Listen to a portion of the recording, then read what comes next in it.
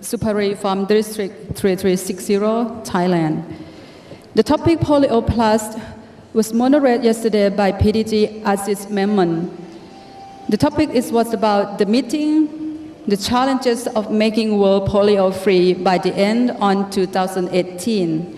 From the presentation by PDG Dr. Dar Ching Wu, his report of status of polio in the last year until 18 November 2014 shows the number of the polio cases increased from 53 in 2013 to 246 in 2014. Afghanistan increased from 9 to 20 cases, but in Nigeria, the cases were reduced from 51 to 6. These are the 3 endemic countries. As long as polio threatens one child, all children are at risk. As a result, vaccination should be continued in these countries and in the world. Challenges and the strategies to eradication polio are: number 1, because of the killing by militants, protection for immunization teams were developed. In Nigeria, the field volume is immunizing children travel through unstable areas. Health teams working with security agencies go quickly into dangerous areas to immunize children for maximum of 2 days. In Pakistan, police protection teams doing door-to-door campaigns and immunization teams are escorted by police in volatile areas to avoid easy targeting for terrorists. Number 2, community empathy. Communities resist immunization because they believe it causes infertility or AIDS. Strategy against community mistrust in Afghanistan, Nigeria, and Pakistan established partnership with NGOs, religious groups, and those polio ambassadors. Number 3, to achieve accountability, there was a need to develop effective immunization teams, including Rotarians, to promote routine immunization, create awareness, build confidence, and increase technical support to high-risk districts. And to establish permanent vaccination points to reach internally displaced families as they move in and out of the inaccessible area. Number 4, a big challenge is missed children. Therefore, a satellite imagery was used to identify settlements to ensure the rich remote places. Number 5, there is still insufficient funds. Even Rotary's investment has made polio is at the lowest levels ever. Rotary has invested many billion US dollars, however. From 2013 to 2018, every US dollars Rotary commits to polio eradication will instantly become $3, thanks to the 2-to-1 match by the Bill and Melinda Gates Foundation. What Rotary can do are, we should convince government to contribute to invest, and it can be 10 years budget for vaccination in eradication and improve Rotary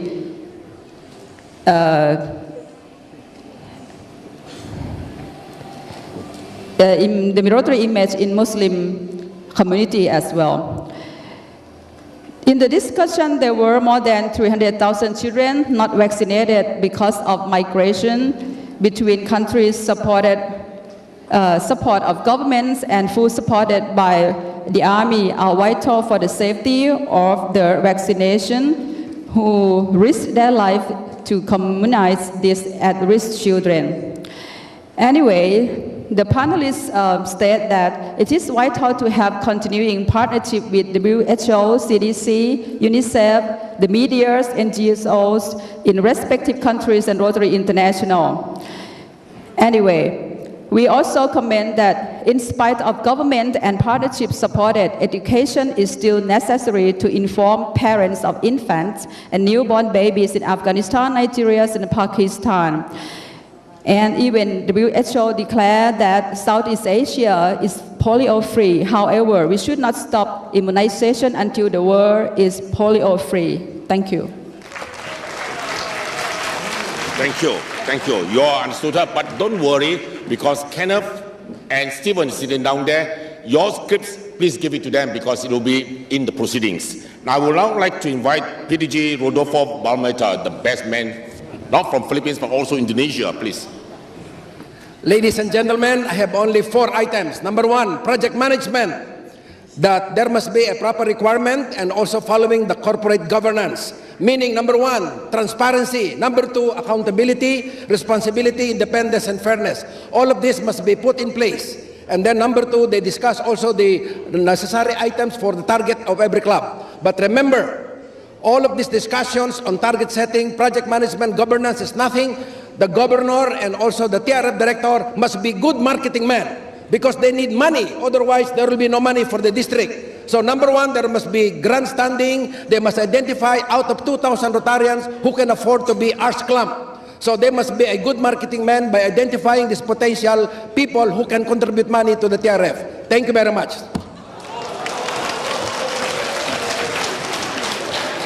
Thank you, Rodolfo. I know you are good in concising your report. Beautiful, Rodolfo. But your script will be given to, you spoke offhand. Very good. Please give your script to both Kenneth, all right? Good. Now, I will now like to invite the next speaker on membership. The great asset, District Governor Kirinjit Kwa, please. Thank you, PDG. I will try and follow PDG Rodolfo's style. Membership, the greatest asset. Topic 3, page 48 of your program. We had only standing room yesterday. Panelists, District Governor Safina, gave us strategies in her district, especially with bringing new women members. And I think she has shared with us how she's going to bring 200 new women into Rotary on December 3rd. Past District Governor Sangwan, our second panelist, gave us fantastic statistics with regards to the value that had been brought in by having more women in their growth in their district. And we could see how District 3300 has gone vibrant. Past District Governor Jason Chan from the Peak 3450 Steel and All Males Club gave us an idea how Hong Kong on his club encouraged growth of membership and sustaining membership in fast-moving Hong Kong, and also shared with us bridging the generation gaps with older Rotarians as well. Now, seriously, we did not have time for much questions, but PP Masood from 3281 during Q&A disagreed with having an all-women's club, perhaps to have women joining, clubs with both men and women. But Past District Governor Oyan suggested that we need to be able to identify what's very special in our own clubs to enable to make us, to sell Rotary and to make people more attracted to us to join the club. And we need to improve or understand and change our club structure to accommodate more women. Attendance was very good. However, I must say that we did not have time because lunch was calling. Thank you very much, and wish you all the best. Thank you. We have got 2 more speakers left, but not to worry, we'll be very fast done. Can I now call on my good friend PDG Lim Kok Beng from Malaysia on RI strategic plan? Lim Kok Beng.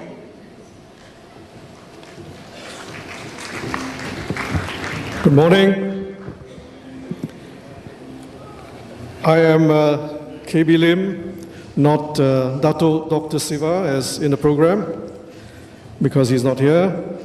But the parties who moderated and the panelists and resource people for topic 4, RI strategic plan, are as set out in page 52 of your short program. We had about 50 attendees at this workshop, and the topic was broken up into 4 subparts. Again, if you look at page 52, it shows you the subparts. Can I just comment on some of the points that were raised? RI Director-elect Sawalak started and talked about the framework of the RI strategic plan. Past Governor David Harilela gave some examples of practical projects which took place that he's aware of in his district that he felt were aligned to that strategic plan.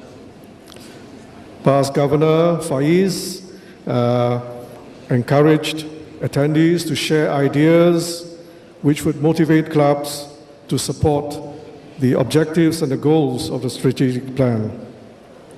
Past Governor Mustain raised the question what clubs would look like in 5 years' time, given the way that we are going.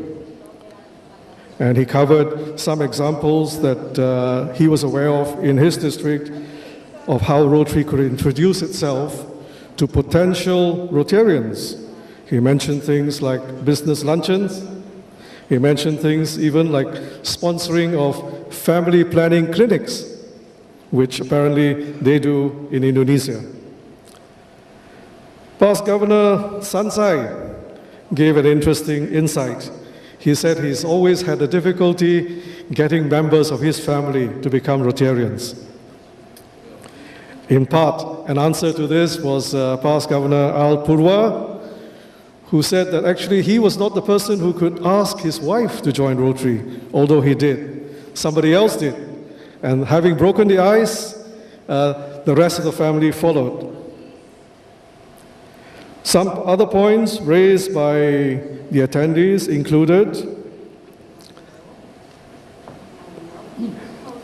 why, the big question, why the RI strategic plan was not being followed at clubs. Why was usage of Rotary Club Central so low? Apparently, an RI resource person said it was something like about 15% or so. Questions were also raised, the attendees, about the quality of RI members. Of course, a big issue was to align Rotary image with the goals of the strategic plan. And attendees brought examples of trying to bring spouses and a family into the club. One attendee said his club grew from 16 to 20. First of all, they grew from 16 to 32 because they brought all the spouses in. And then from there, it multiplied. So these were some of the issues that were raised. Thank you. Thank you, PDG. The last speaker for the evening, I'm still in time because it took 10 minutes from me just now, so it'll be in time. So now I would like to invite, of course, this is the son of Arthur Tevutasan, those who know was the vice president before. So I would now like to invite Dr. Ivo Tevutasan to give his report, please. Ladies and gentlemen of Rotary, our discussion group was on disease prevention and treatment. 3 main points were discussed. What is dengue fever history? Mainly we discussed on dengue fever. Number 2, what are the preventive measures in treatment? And number 3, how do we get dengue fever prevention and treatment into RI's formal plans? Dengue fever history, basically, what was mentioned was caused by the dengue virus and is transmitted by mosquitoes, Aedes aegypti, which bites in the day, and Aedes albopictus, which bites in the night. It is a very dangerous emergency public disease. It was first found in China in the Jin dynasty, as recorded, and has spread all over Asia, Africa, and has spread to more than 100 countries, including France, USA, and Croatia. The process begins when a person is infected with dengue virus, bitten by the mosquito. The virus is then passed on to when someone else is bitten by an infected mosquito. Dengue fever is a flu-like disease, and if untreated and undiagnosed, leads to very serious illness and possible death in 7 to 10 days. What are the preventive measures and treatment? There is no specific treatment as yet, and only symptomatic treatment. The vaccine, which has been much discussed, is in the process. However, it needs a period of time of trial, and it's too soon to predict the outcome. The prevention needs multi-sectors collaboration to fight the bite and raise awareness amongst people. More health problems were discussed in the group, cholera being one of them, which is a bacteria disease and therefore much easier to treat. And it revolves around sanitation, and therefore much can be done by governments and Rotary. Malaria, caused by a parasite. We have anti-malarial drugs, and again, public awareness is very, very important. The last is, of course, what is being discussed these days, Ebola. And Ebola is caused by a virus very similar to the hemorrhagic fever, dengue, and is transmitted from sick animals by contact with secretion from these animals. The prevention is emphasized by non-contact and expected to have a vaccine produced very soon. Dengue fever, caused by the dengue virus, is transmitted by a mosquito, which is a vector, a third party. And awareness amongst people to fight the bite is so important. How do we get dengue fever prevention and treatment into RI's formal plans? We didn't discuss too far into this point, and we leave it to our great people in Rotary to discuss this. We had, however, a lady, Lynn Evans, who is RI staff, who was part of our focus group, and we presented to her the summary of dengue action plan and hopes that dengue prevention will be brought to RI's attention in the near future. Thank you.